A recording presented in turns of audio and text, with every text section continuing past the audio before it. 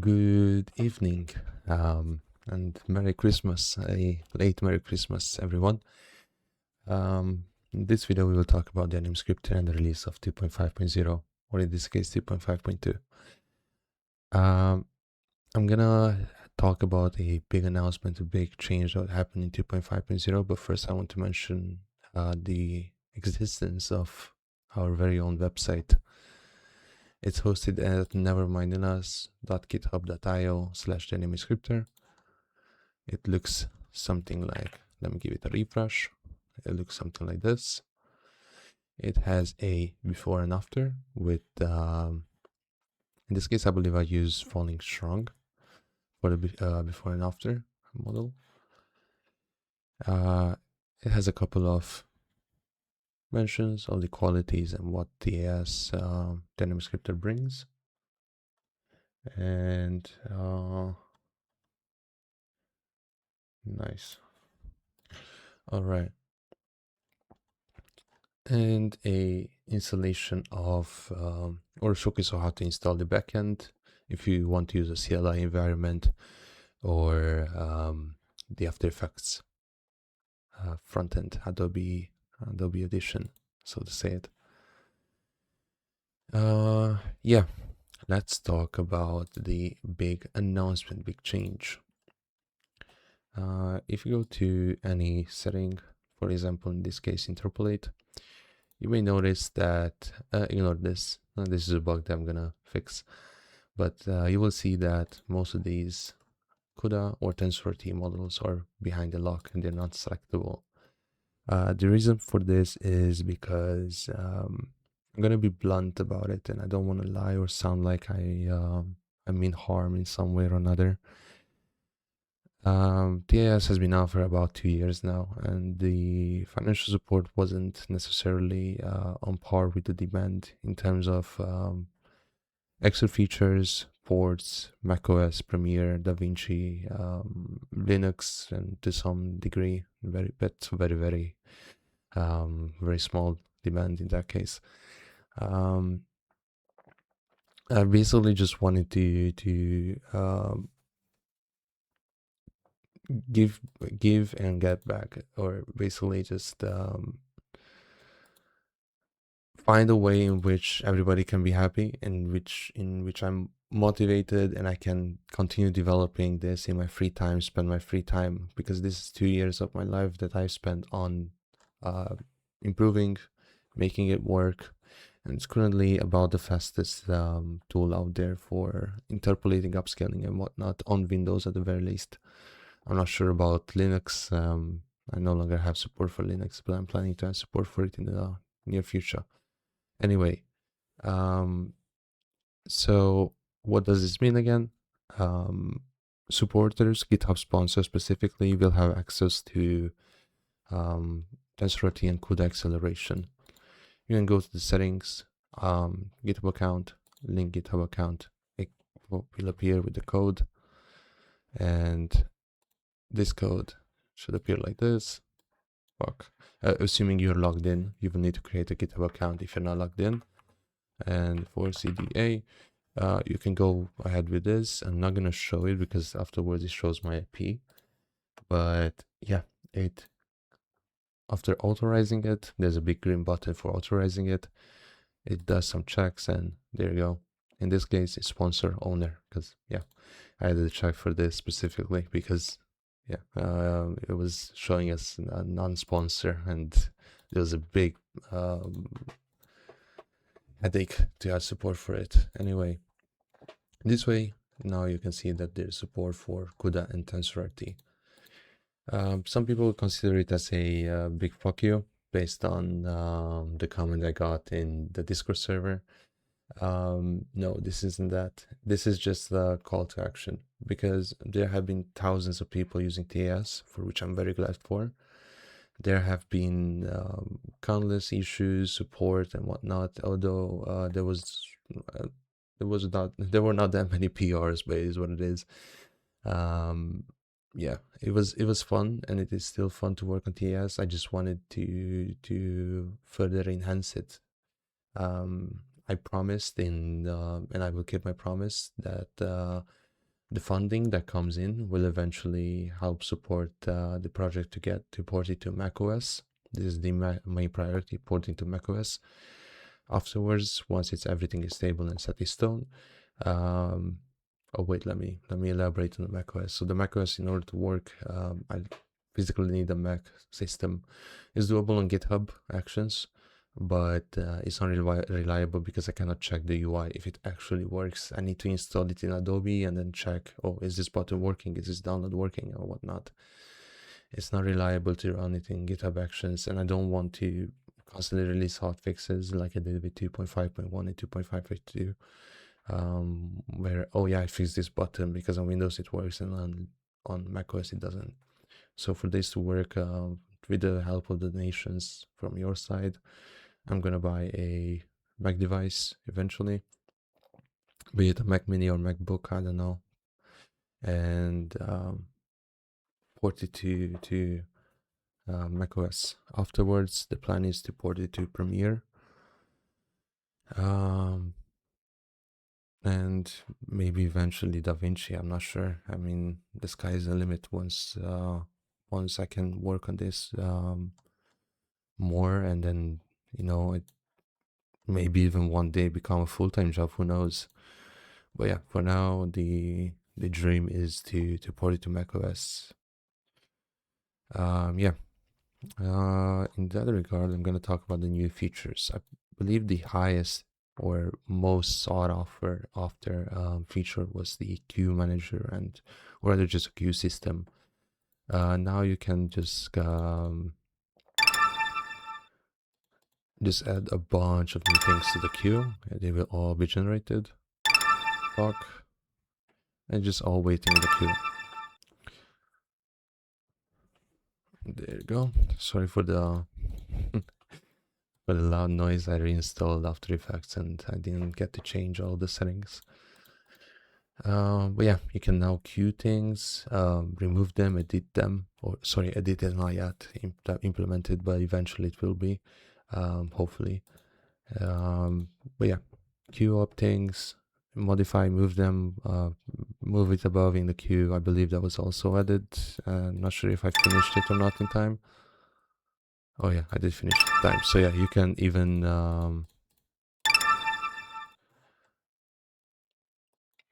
there's a clear complete button, but yeah, you can even modify the order in which it does it, all in real time. What I'm gonna talk about is the new things that were added. So I added VMAF for higher accuracy and VMAF CUDA for even higher accuracy.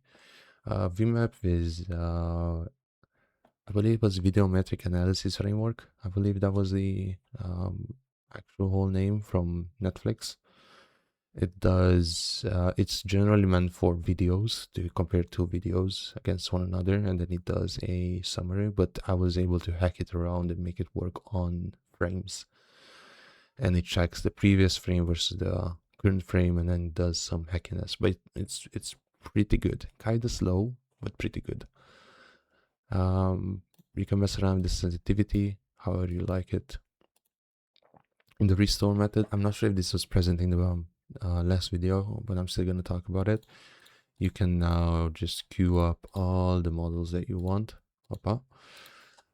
You want 10 models in the restore. You can do 10 restore models, basically. The sky is the limit in this regard. And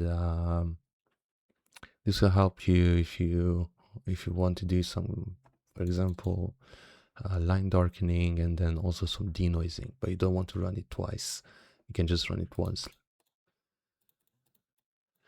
In Interpolate, I've added Distill DRBA CUDA and Distill DRBA Lite CUDA.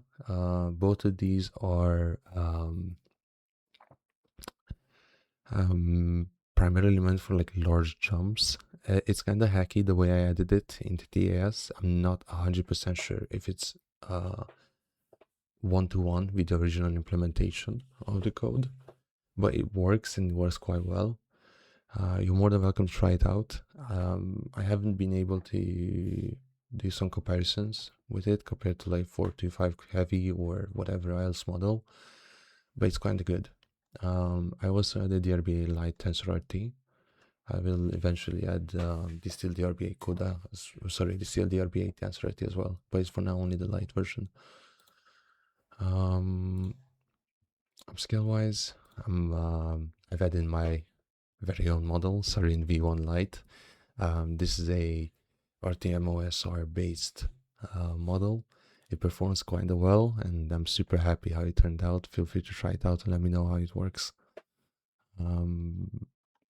It is also Sarin TensorRT and Sarin DirectML, all by me. Super happy. Oh, I forgot to add V1 Lite to them. We'll do that in the next release. That's my to-do. Sharpen, no. Resize, no. Not sure if this was present, but yeah, we can resize the output too. I believe that was already present in 3.4.0. Extract depth map.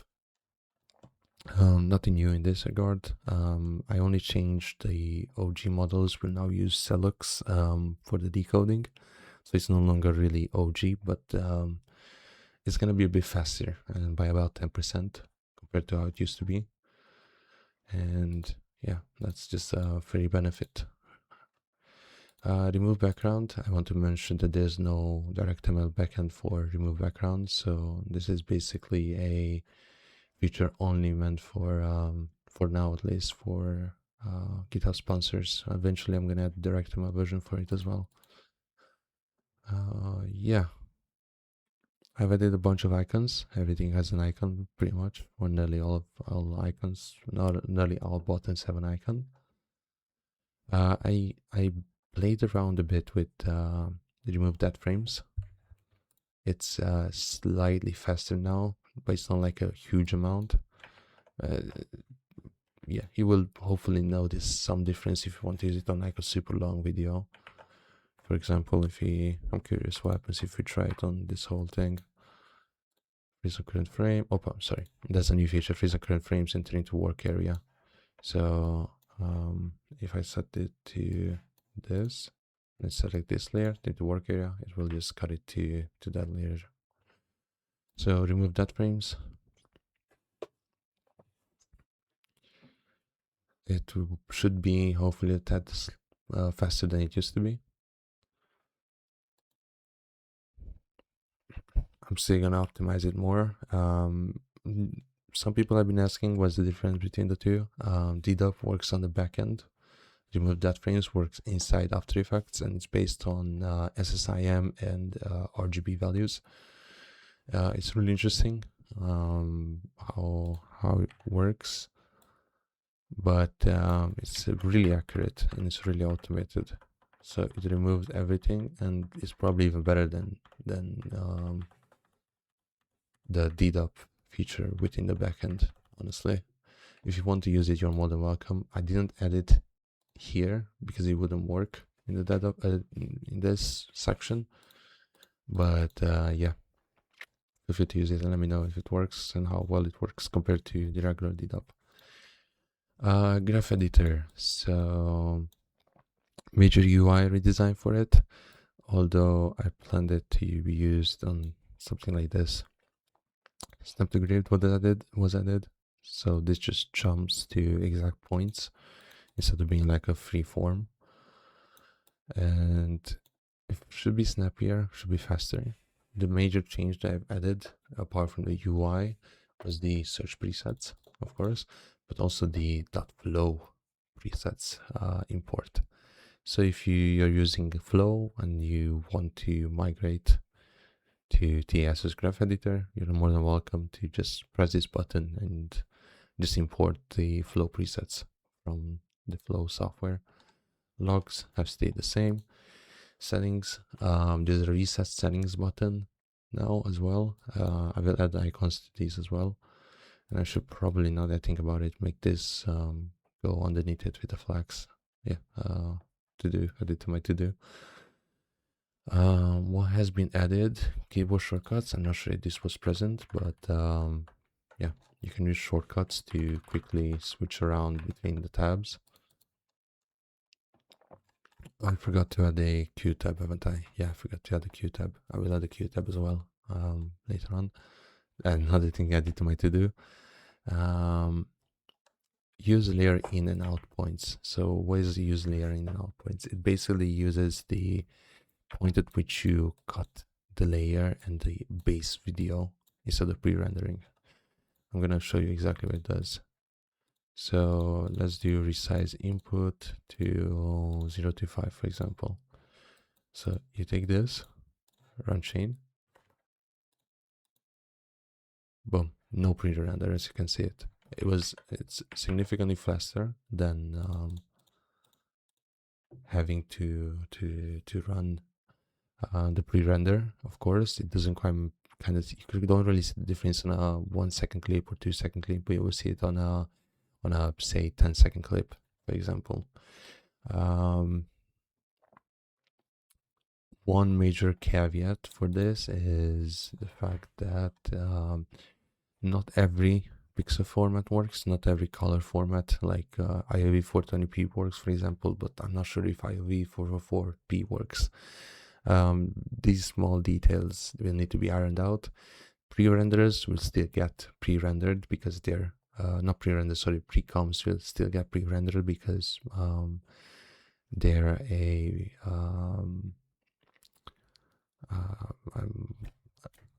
I'm having a brain freeze. I'm not sure what word am I looking for, but they're an artifact of After Effects. So they're not an actual video, they're just something that was being generated by After Effects. Therefore pre-composed doesn't work. Only like raw layers, video layers like this would work. And stuff like adjustment layers would get ignored, stuff like effects that you put on the layer. So anything, only the raw clip will work with this, but it can cut down on the time significantly. It's still in alpha. Keep that in mind. Everything is in alpha in this regard. So yeah, it may work, it may not work. GitHub sponsors. Yeah, you have a buy me a coffee button as well. Here's the GitHub sponsors. You can support it, see all of the tiers available. 3 to 5 tiers, $3 tiers, $5 tiers.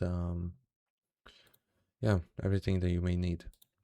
QTab, you already saw it. So yeah, that's basically it. Thank you for watching and have a wonderful end of the year and a wonderful Christmas. Have a nice one, lads. Good night.